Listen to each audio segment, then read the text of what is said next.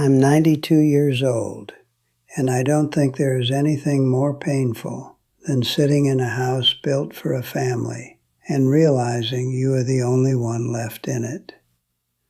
My name is Walter Green, and I am telling you this because there is no one else left to tell. I used to believe tears had power.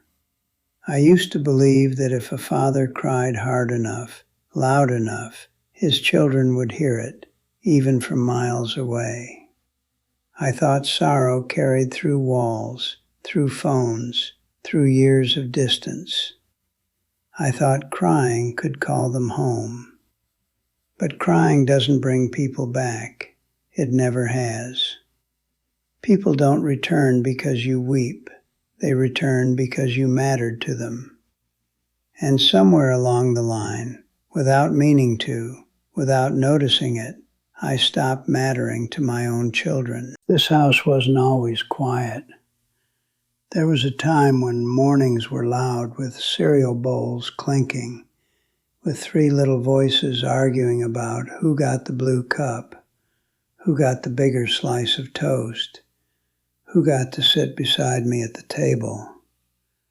A time when Ruth would hum softly as she packed their lunches, and I would pretend to read the newspaper while secretly watching her, thinking I had all the time in the world to love her. Time is cruel. It does not warn you when it is running out. It simply takes what you didn't appreciate.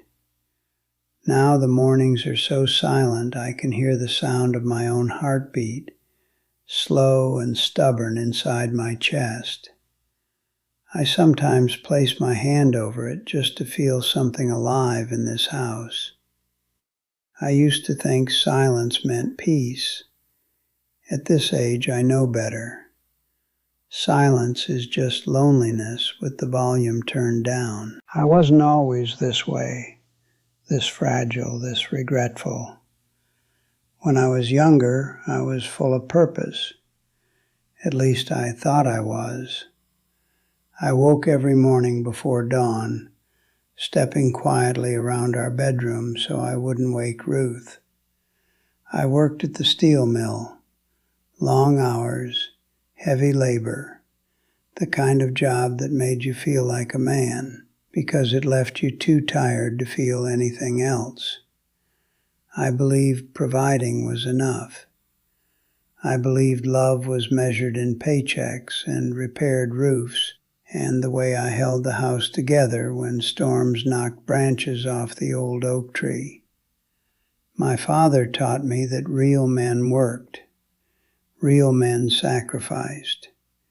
Real men didn't sit on floors playing dolls or reading bedtime stories. Those things were for mothers. Men had responsibilities. What I didn't know then is that responsibilities can become hiding places for cowards like me. Men who didn't know how to show softness. Men who were so afraid of failing emotionally that they convinced themselves they were succeeding by being absent. My wife saw through me, though she never said it unkindly. She would sometimes place her hand on my shoulder and say, "Walter, they're growing fast. Don't miss it." I'd nod, pretend I understood, then return to whatever task felt safer than parenting. When Michael was 5, he built a little tower out of wooden blocks and begged me to look. I said, "Just a minute." That minute became half an hour.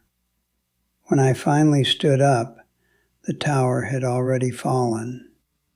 He was sitting on the rug, chin trembling, trying to rebuild it without asking for me again. When Anna was 7, she wrote her first short story. She held the paper out to me with such pride. I skimmed it, barely, and told her it was nice. She stood there for another second, waiting for more. I didn't have more to give. When Samuel was 4, He would sit on the porch steps waiting for me to come home. Some nights he fell asleep with his head against Ruth's arm because I arrived long after dark. She'd carry him inside while I walked past them, exhausted, telling myself tomorrow would be different. But tomorrow was always the same. The slow cost of absence is invisible when you're young. You don't see how your children stop asking for you. You don't hear the quiet sighs when they realize you won't come. You don't understand the damage you're doing because the house is still full, the lights are still on, and no one has left yet. You think everything is fine because no one tells you otherwise. Children don't tell you when you are breaking their hearts. They just learn to expect less. The first time I noticed the distance, it was already too late. Michael was 13, and he needed help with a school project. I was tinkering with the lawnmower, trying to fix a sputtering engine. He came outside holding a poster board, asked if I had time.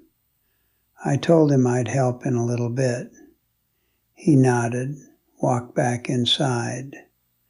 Hours later, I found him asleep at the dining table, project finished without me. His handwriting neat, careful, my absence woven into every line of glue. I told myself he was growing independent. The truth was, he was adapting to disappointment. Then came the night Anna performed in a talent show. She'd practiced for weeks. Ruth begged me to come. I said I would. I meant it. But a work emergency kept me late, and by the time I reached the school, the chairs were already folding up. The janitor gave me a sad smile, told me I had missed it. When I got home, Anna was in her room, staring at the ceiling. Her costume still glittered faintly in the dim lamplight. I sat on her bed, tried to apologize. She said it was okay. She said she understood. But she didn't look at me. Children say it's okay long before they believe it. Samuel was the last to stop trying. He always wanted to sit close to me, always reaching for my hand. One evening, when he was about 9, I pulled my hand away without meaning to. Too tired, too preoccupied. I didn't even notice what I had done. But he did.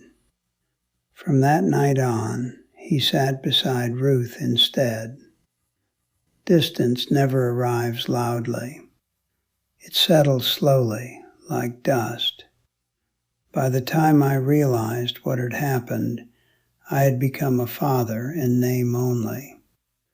A shadow moving through the house, a man who provided but did not connect. Ruth carried the emotional labor of our family. She held the children close while I held the walls upright. Then she got sick. It was a Tuesday morning when she fainted in the kitchen. At the hospital, the doctor spoke gently, delicately, as if softness could disguise the weight of his words. Cancer, aggressive, unexpected, unforgiving. I sat beside her bed every day. I watched her shrink inside her own skin, her smile fading, her hands trembling. And in those final days she said to me, "Walter, they love you, but they don't know you." She died with her fingers wrapped around mine. Her funeral was the first time in years all 3 children stood beside me. They hugged me tightly, tears running down their faces. But even in grief I felt the distance. They spoke more to each other than to me. When they left, I stood alone in the doorway, watching their cars disappear down the road.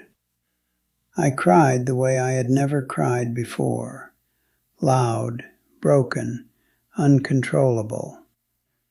And in my chest I believed, truly believed, that this kind of crying would bring them back. That grief would shock them into remembering they had a father. The tears would pull them toward me like gravity. It didn't. Crying doesn't fix decades of absence. Crying doesn't erase distance. Crying doesn't rebuild trust. Crying doesn't make people stay. For the next few years I tried. I called more often. I sent birthday cards. I asked about their jobs, their families, their lives. They were polite, kind, but not close. They had learned to live without me. And I, foolishly, was learning that tears were just another form of regret. When I fell in the bathroom one winter morning, I lay on the cold tile for nearly 20 minutes before pulling myself up. I wasn't badly hurt, just shaken. But what shattered me wasn't the fall. It was the realization that no one would have known if I hadn't gotten up. I could disappear, and the world would move on. My children visit occasionally now. Holidays, random Saturdays. They bring their own kids, who look at me with a polite curiosity children reserve for strangers. I try to bond with them, but bonding requires a lifetime. I'm trying to build in minutes what I destroyed in years. Sometimes I cry after they leave, not because I expect them to return, not because I think my tears will change anything. I cry because crying is the only thing left that reminds me I'm still human. If you are listening to me, not as an old man, not as a lesson, but as someone who lived long enough to understand the price of delay, please hear this gently. Love does not wait. Children do not wait. Time does not wait. If you don't hold the people you love while they are reaching for you, one day you will reach back and find only air. I'm 92 years old. I thought crying would bring my children back. I was wrong. And now, with whatever time I have left, I tell the truth. Not to change my past, but in the hope you won't repeat it. Because silence can break a family. But so can a father who shows up too late.